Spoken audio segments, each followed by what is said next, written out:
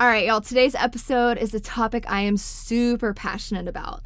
You're going to listen to a conversation between me and a woman named Kate Thomas, who is the owner and founder of North and Leisure. North and Leisure makes life easier for travel advisors and their travelers by creating custom itineraries from their curated collection of vetted accommodations, rental cars, guides, and unique experiences in Ireland, Scotland, and Atlantic Canada. She's got the inside access that you don't even know to ask for.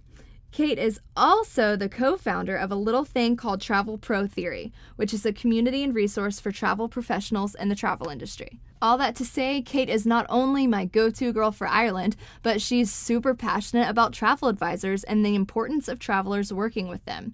So if you're interested in planning a trip to Ireland, or you just want a true inside look at the travel industry and how we work in the back end to help plan a trip to anywhere, not just Ireland, then you are going to love this episode.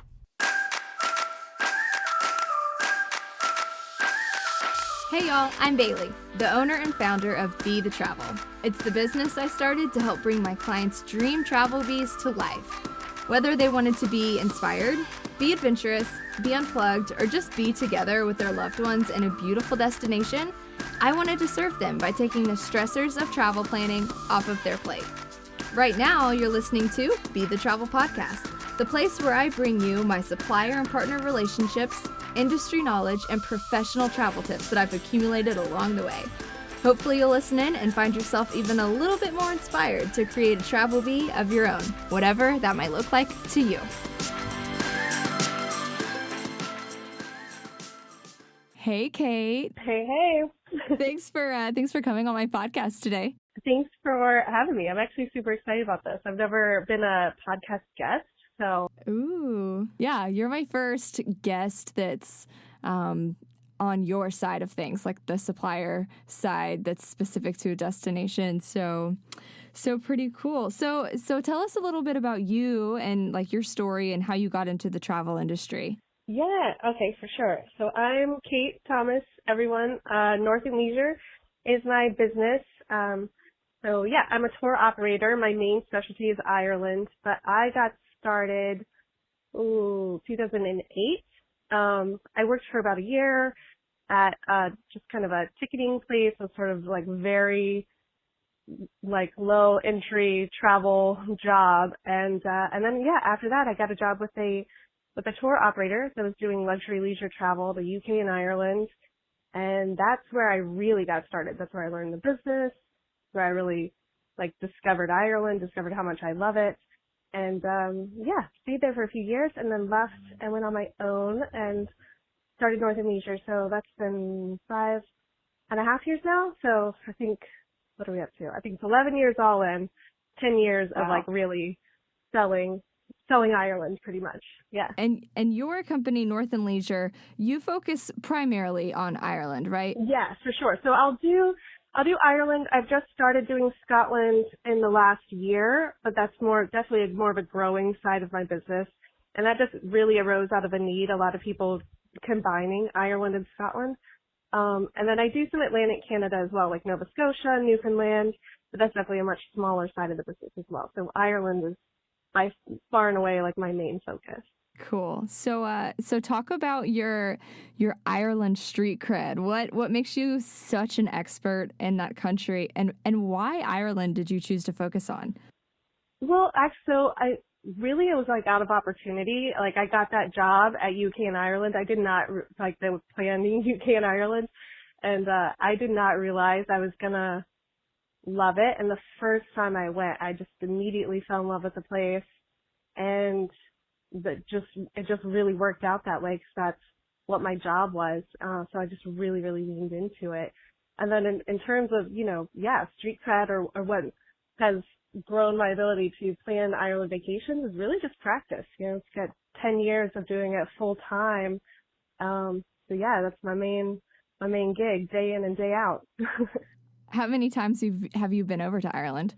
Oh gosh. I'm trying to think.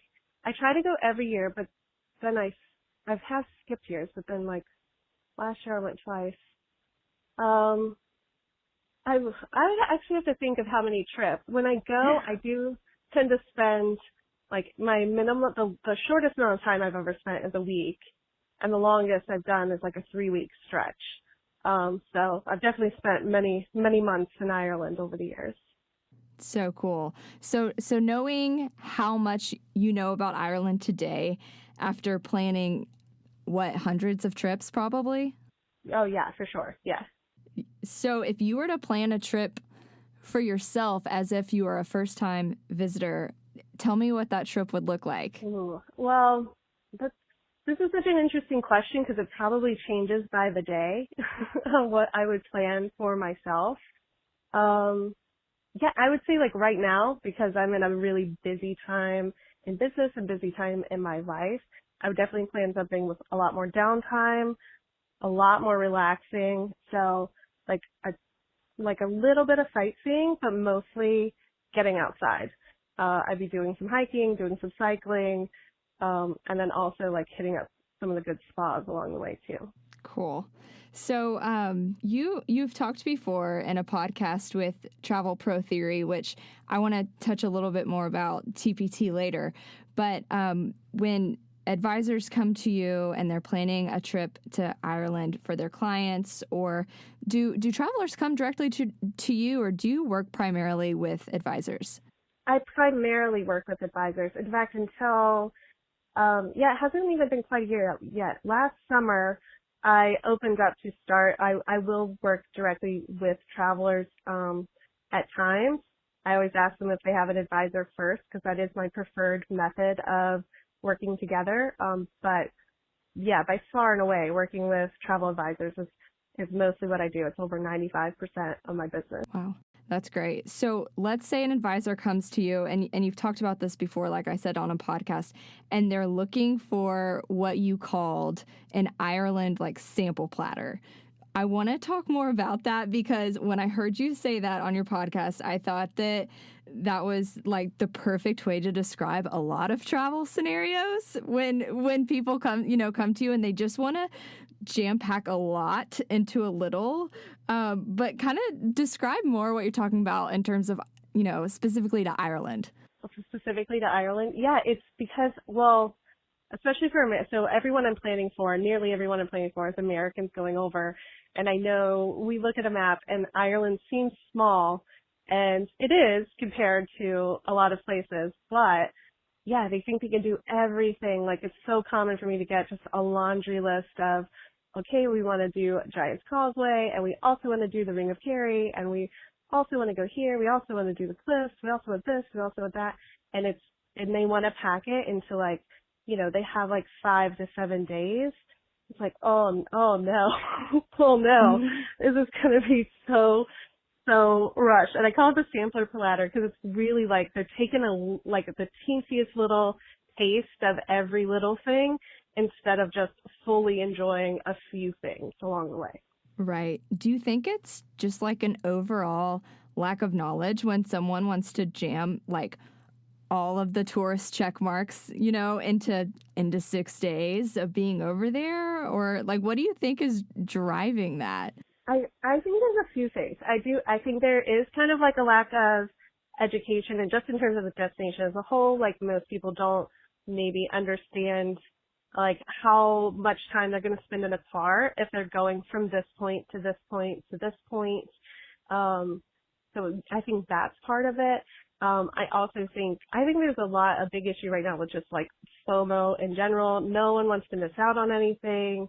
So they're like gathering all the things that they've heard of about Ireland, or all the places that they've heard about, and they want to, pack it into one trip, which I definitely understand this instinct because it's hard when you're going to a place and you may not go back. This may be your only trip going there, because the next year you may do something else. It can be hard to kind of pick and choose, but because of that, people are trying to just like smush everything, and they're often doing it like at the expense of their overall experience. Because you're just going to be like rushing from place to place. And then I think another problem, this is something Heather and I talk about we were just talking about this we haven't released it yet, on the most recent episode of the podcast. there's over everything in tourism right now is like over marketed but under educated. So everyone's asking for everything that they've ever heard of without taking into context if it's the best choice for them, if it works with their timing, with their dates, with everything else that they want to do on that trip. So yeah, you got to take it out to go to a bigger picture, I think, to get a better experience. I love that. Over marketed, undereducated is so true. So, I mean, what are some steps that people can take in Ireland, but really any country? I think we see it especially a lot in Europe, but how can people avoid this? Like, as far as just, I mean, do you think it's just, research ahead of time? Of course, working with a travel advisor is always important, and maybe just like leaning in more to their expertise and knowledge and trusting their judgment. I mean, because when you do a sample platter trip, you're exhausted by the end of it, and it doesn't necessarily feel like a vacation. And you're right, you're not getting the full experience. It's like you're getting surface level of everything. Yeah, absolutely. I mean, here's what I think. I think there's a few ways that people can kind of avoid falling into that trap. Like one, do a little research ahead of time. That's always a good idea. But yeah, a lot of it really is coming down to trust, like trusting your advisor and the person that you're working with. Because at the end of the day, we all have, like, no matter who you're working with, we all have a common goal. Like everyone wants the traveler to get there and have an amazing time, right? So knowing that in mind, like everyone's got your best interest at heart. So kind of if you can let go of what you think you have to do and what you think you have to see on that list, and instead start thinking about, okay, what's the experience I want to have? Is this, like, what is this trip about? Because it depends on who you're going with and like kind of your purpose for the trip. Are you going to have some downtime and relax? Are you going because you are like specifically like really into some certain part of this? Are you going to trace your genealogy? There's so many different elements. So I think it's easier to kind of come at it from an angle of, what do I want to feel on this trip? What do I want to experience? And then also, what do I enjoy? I feel like it gets a lot easier on our end to plan a really nice trip that's really tailored to someone when they kind of get away from telling me all the things they want to see and instead start telling me all the things that they're interested in, because then we can create a trip built around those things. Totally. You said it best. I want to switch gears for a second and talk about travel pro theory real quick, because that's how I got to know you. And for those of you listening, travel pro theory it's a resource for travel professionals of all kinds. So like both suppliers like Kate or advisors, big and small, one-man brands, someone who is part of a larger company. TPT does workations. They have a podcast. They have mentorships. It's amazing. And Kate and another advisor, her name's Heather Christopher, they founded it together. Heather is an agent like myself, and TPT is brilliant. Like, I love it so much. As an advisor, I have found so much insight to the industry I'm in, but also, I mean, really a great look into your world as a supplier, because I think that's such an untouched area. Just there's a disconnect a lot of the times. And so I've really learned a lot. So I totally applaud you, but talk about like your passion for why you think that relationship, supplier, advisor, and then how the client plays into that. Like, why is that something you're so passionate about?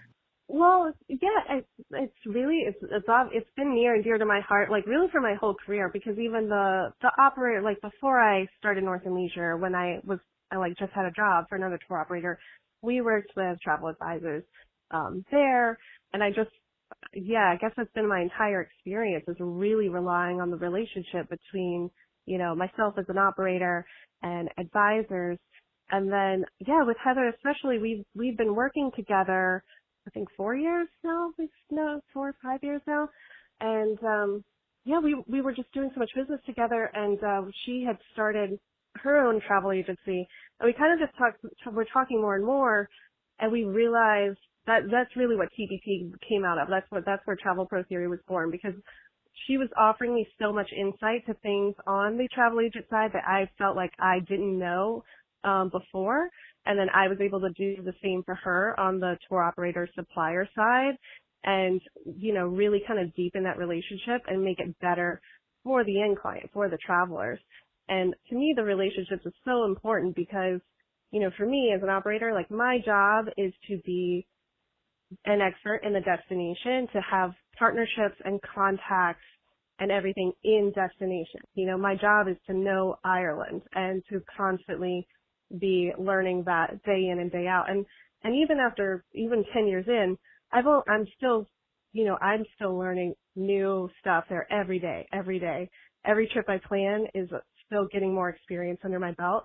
And for advisors, for travel agents, you're planning everywhere. Like even if you're kind of niche down a bit, you're still planning multiple destinations, and it's just it would be impossible to know the whole world, all these destinations. I mean, even if you're like, okay, I'm just doing Europe. I mean, that's just so much. It's so much information, and it's constantly changing, and being on top of like what hotels are still good. You know what I mean? Like something could be great one year and 2 years later be looking like really tired and sad, and you don't want to put your clients there anymore. It's just like a million different variables. And yeah, so I think the relationship, it allows for just a full experience for the traveler, where the operator is in the background doing the stuff for in destination and helping put together the trip. And the advisor is an expert in the client. You know your client, you know what they want, you know what they're interested in. And, like it's kind of two sides of the same coin a little bit. You know what I mean? So I think the partnership just makes for just like total magic. Like when it works well, it's the best. It's the absolute best. It plans the best trips. It creates the best experiences. So yeah, I'm obviously full on into it.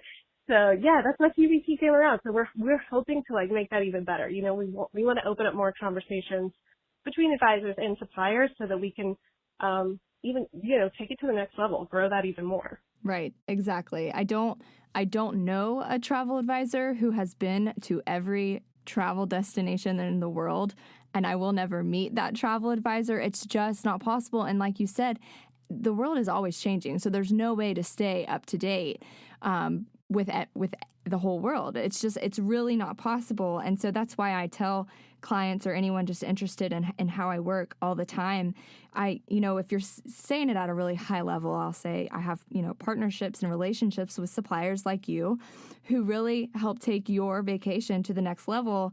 But I thought it would be cool, while I have you here on the phone, to kind of show our listeners what that looks like on our end, behind the scenes.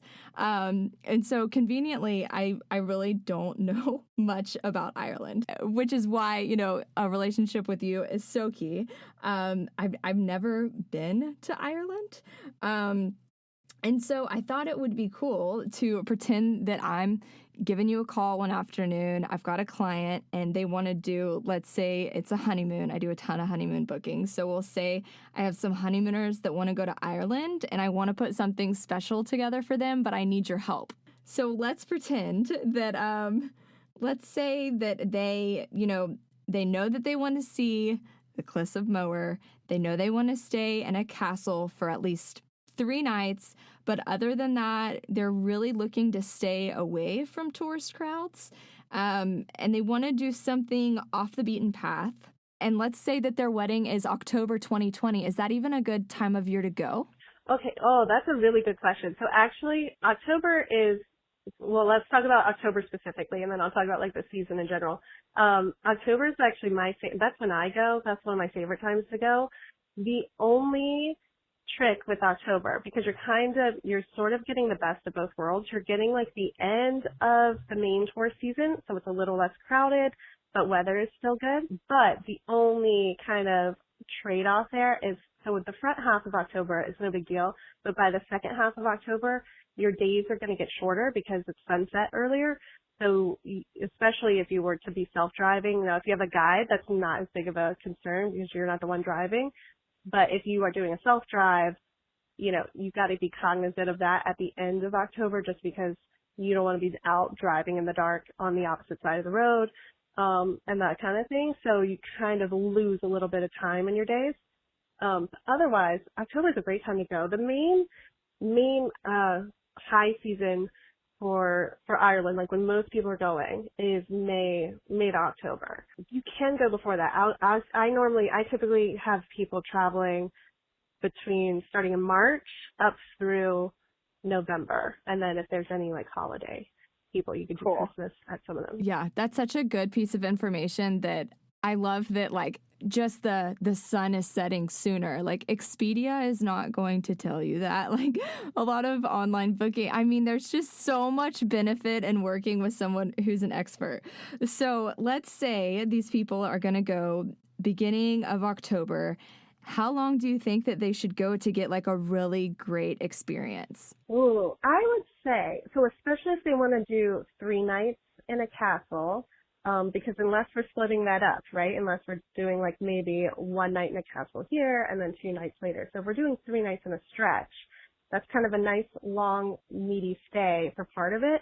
So I wouldn't want to do less than maybe 9, 10 nights, I would say the minimum. That way you're still getting to go to other areas. You know what I mean? Instead of just kind of having to do, because if you're allocating 3 nights there, if we're looking at a week, you're really only going to do like maybe 2 spots or maybe 3, but you're kind of cutting it a little bit short. And also honeymoons, it's just nice to be a little bit leisurely along the way too. So I'd say at least a week and a half, 2 weeks is better, but you know, that always depends. Everyone's on a time crunch. I know how that goes. Right. But yeah. And then a castle Okay. stay. That's easy. There's lots of castles, plenty of castles. So Perfect. totally kind of depends on like for me, it would really be like availability and where it fits in best. And Cliffs of Moher, definitely. That's easy to work into an itinerary. And then if we went off the beaten path, did you like plan any things that they're interested in or just like off, they just kind of went? So they're super like outdoorsy and active. They enjoy, being outside and doing fun things. And they threw out the number 9,000 for land only. They've got, let's say they have airplane miles. So they're gonna use their miles to get over to Ireland. But then once they're there, they wanted to spend around 9,000 if for a week and a half stay. Is that doable? Are they stretching themselves too thin with that dollar amount? What do you think? So, well, for a week and a half, definitely doable, but for a week, you would be they would be a self-drive. So they wouldn't have budget for a driver guide, but if they're cool with self-driving, which tons of people are, yeah, all systems go. That budget can totally work. And then there's tons of areas. So for outdoor stuff, I love this, especially because if they're really trying to stay off, if they can decide if they want to spend time in Dublin or if they're cool with just like foregoing that altogether.